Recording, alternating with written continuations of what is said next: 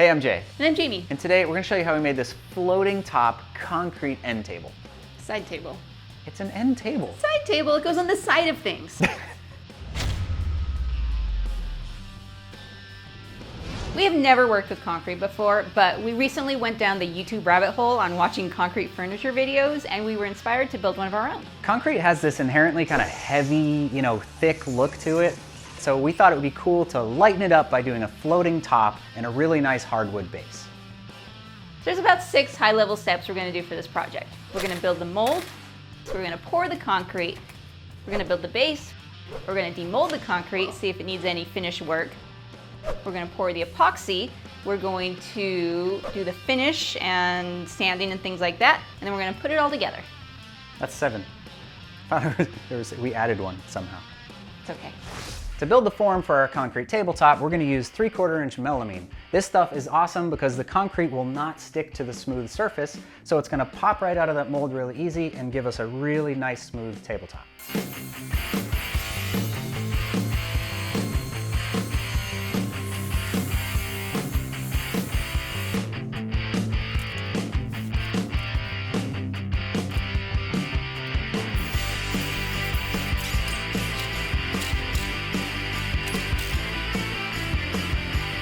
So the top of our table is going to have hexagon epoxy inlays. So to make the positives for the mold for that, we are going to use EVA foam. This is a really dense craft foam that people use for awesome stuff like cosplay armor and things like that. To make the template for our hexagons, we realized that the tiles from the Settlers of Catan board were the perfect size. So we're going to use those.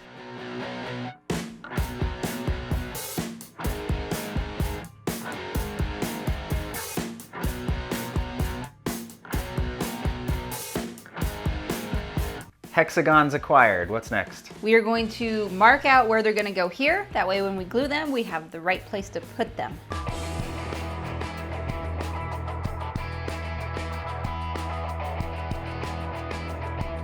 So the gap between the hexagons is going to be a 1/2 inch, and then that gap between the hexagon and the edge of the board is going to be a 1/2 inch as well.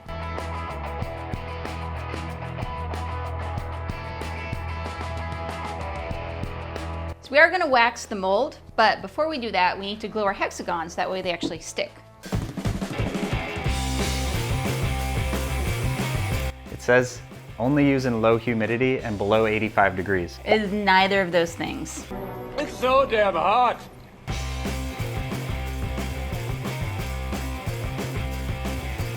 Okay, excellent. That worked. All right. Nice job on the foam cutting. Next is what, wax? Yes, we wax it up. Wax on, wax off.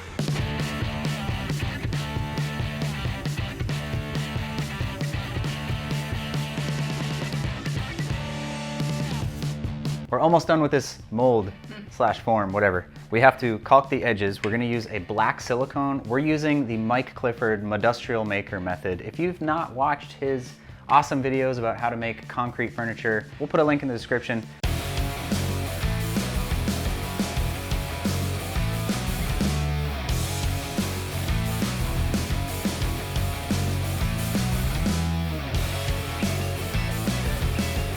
This is a little tool that you use for cake making, for fondant frosting and stuff. And this is what we're going to use to smooth out the edges of the caulk.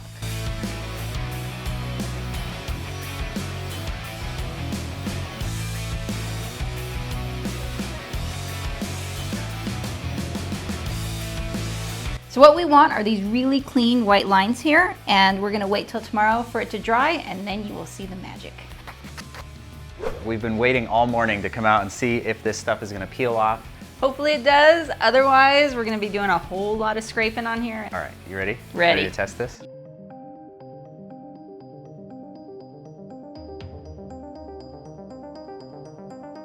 Ah, Is it working? What do you think? it's beautiful. One thing I'd notice, it's actually better in the areas where there's a lot of the silicone. If it's too thin, it's a little harder to actually peel off.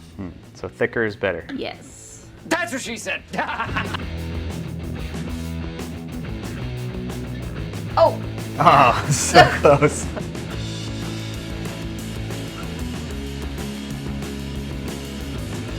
So we got to pre-mix the color into the water first. yes. That is like black death water. Death water. It's appropriate. I'm sure you guys will correct us. Please do. But a little bit of water on the bottom. Okay. And then like some mix it up. Water, mix, water, you know. Okay. You know. This feels like rock hard. It does. Like that's not powder. No. That's cured concrete. Yeah, that's... Like that's rock hard. Okay. Luckily we have another bag, so stand by.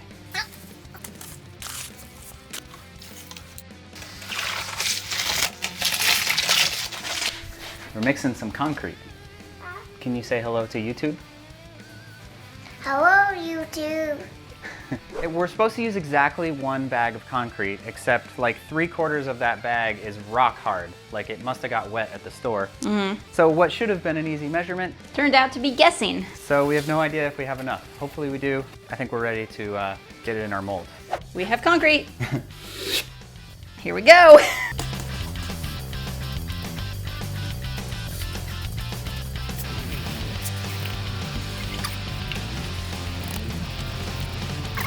Now, concrete is strong, but it's also not strong.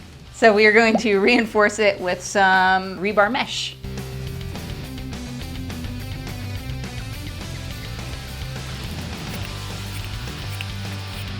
Bring it to me.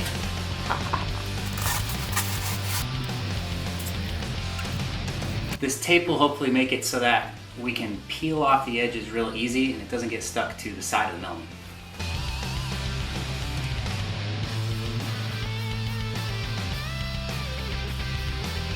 As I don't know what I'm doing.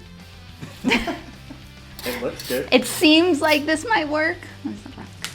I mean, what's the worst that could happen? Obviously, it's going to cure into a big rectangle of concrete. True. And, you know, what can go wrong? It'll be fine. That looks pretty good.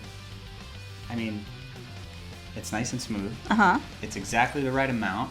Perfect, Yeah. Matt. We used literally, this was all that we had left over. Right on. I'd high five you, buddy.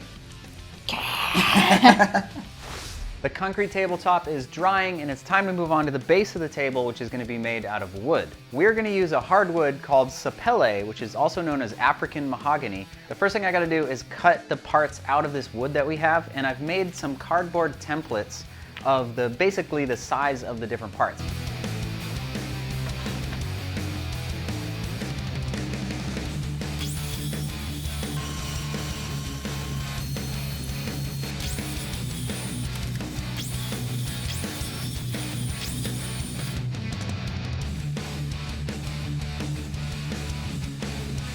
All right, got our pieces rough cut and they are all sort of mostly to size, and this is gonna make it much easier for the next step, which is milling it.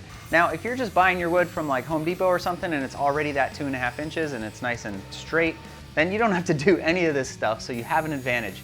But since this is rough lumber, we actually have to mill it down to size to get it all to the right dimensions.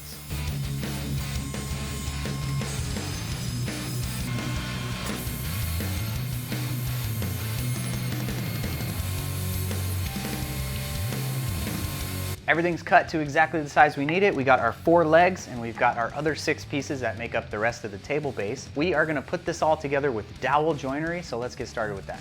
One cool little thing we made to help us with this is a doweling jig. This is just 2 pieces of plywood kind of screwed together, and we've got some holes drilled in a couple different configurations, and they're gonna help us to drill all the holes for the dowels in the exact same spot.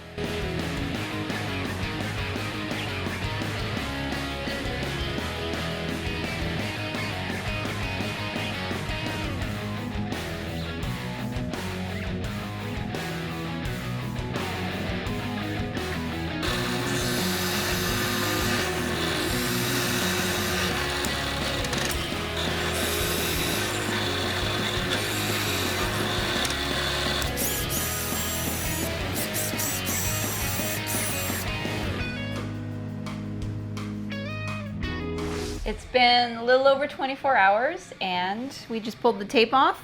We are ready to demold this baby. Very excited for this. It looks good so far, but we will see. Moment of truth coming up. Yeah. Ooh. And there we go. Ooh. Nice. Another good side. Yay. Okay, 2 for 2. Gentle. Well, it's not as heavy as I thought. Will you hear it? Oh! Oh my God. Look at that. I gotta show you guys this.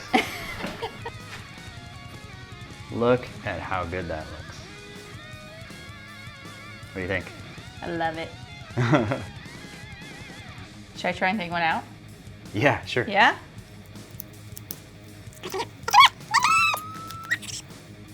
Look Kind at of, that.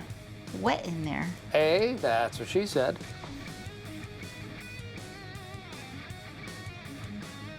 Two thumbs up. I think we need to seal it so that way when we pour the epoxy, none of it soaks into the cement there.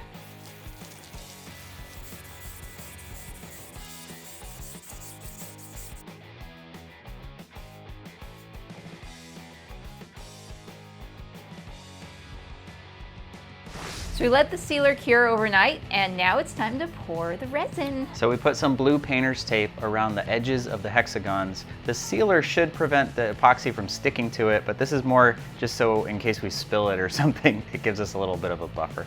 We've never had good luck with resin. We've never had a resin project go smoothly. But this is the one. This is the one. Definitely the one where nothing goes wrong and everything's fine. You just watch.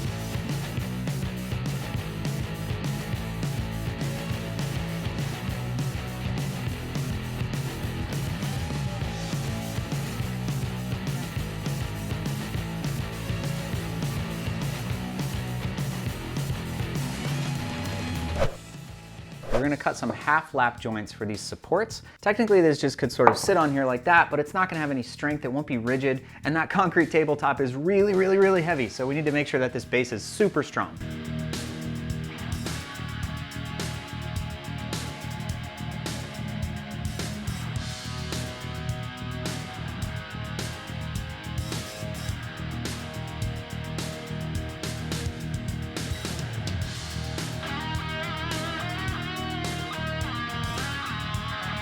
Got one more quick thing to do before we do our surface prep. We're gonna put a taper on the end of these, and we didn't do that yet because we wanted the nice square end so that we could measure all this stuff perfectly, but now that that's done, we can finish that up and then we'll be on to sanding and then on to putting this thing together.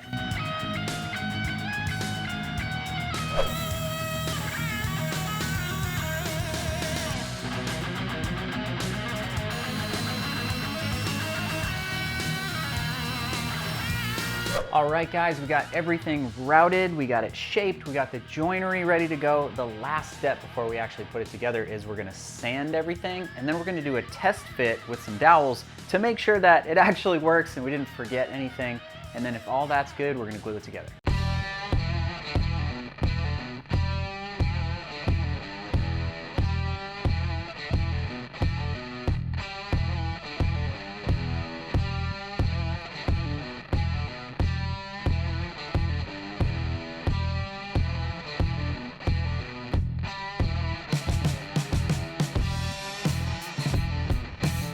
Dry fit successful, all the parts went together. There's no glue right now, it's just sort of fit together with the joints and the dowels, and it worked. But one thing we noticed is that there's a lot of like interior angles and nooks and crannies, and finishing this assembled would be really difficult. So what we're gonna do is take it apart, we're gonna pre-finish everything with shellac, and then we're gonna glue it together.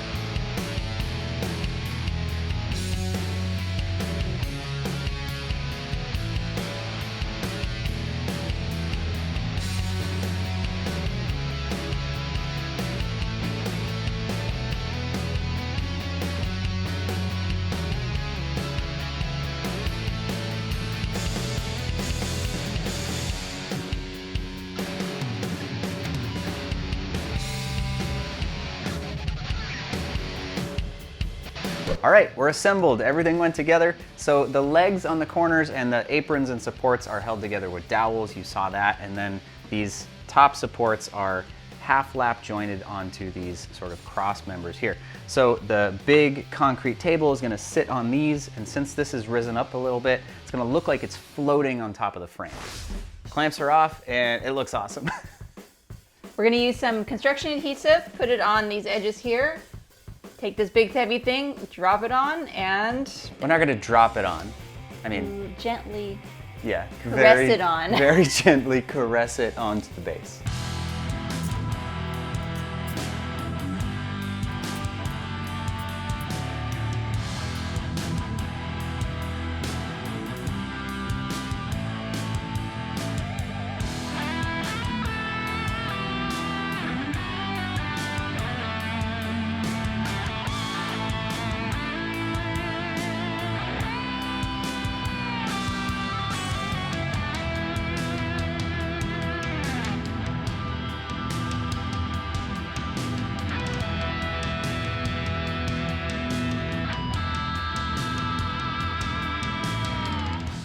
Dowels show up really obviously. Nope, that's not what I want to say. Do that, so let's use the take right before you. What is the end of something? Does something ever truly end? Does it? Never. Will this video ever truly end?